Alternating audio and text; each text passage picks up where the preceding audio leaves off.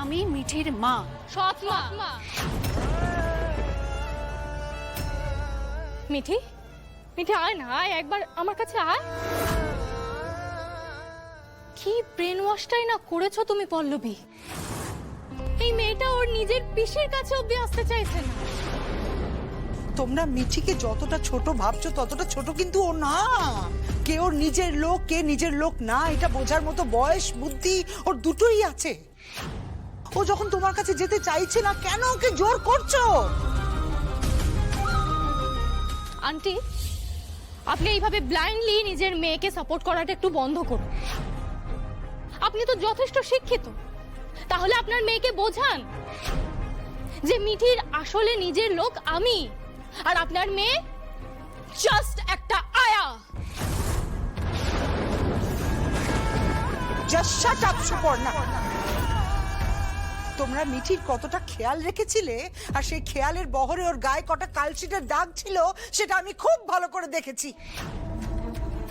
Mithi, come to me. Subarna, come to me. Subarna কি করছো নাকি? কেন টানাটানি করছো? আর পা কিন্তু এখনো পুরোপুরি সারেনি। না, আমি তোমার কাছে যাব না, তুমি চলে যাও। ওর পা এখনো পুরোপুরি কিওর হয়নি? কি আন্টি, আপনারা তো দারুণ খেয়াল রাখছেন আমার মিঠির। এত খেয়াল রাখছেন যে ওর প্রপার ট্রিটমেন্ট অবধি আপনারা এখনো করাননি। না, করেছে। মামা মামুকে রোজ ওষুধ খাওয়ায়, পা মাসাজ করে দেয়।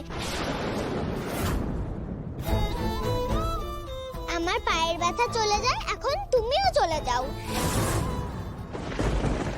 সুপর্ণা, আমি তোমাকে লাস্ট এন্ড ফাইনাল ওয়ার্নিং দিচ্ছি।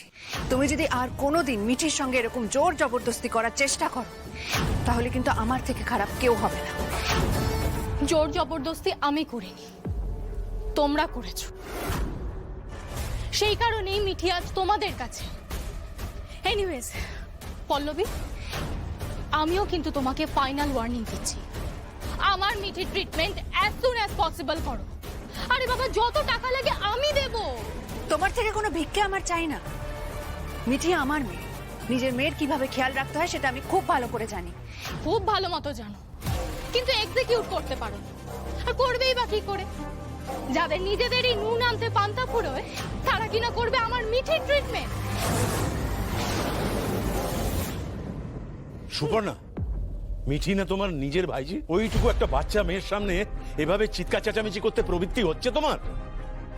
সত্যি তো, তোমাদের এই অশান্তিটা কিন্তু ওই বাচ্চা মেয়েটাও ভালোভাবে নিচ্ছে না।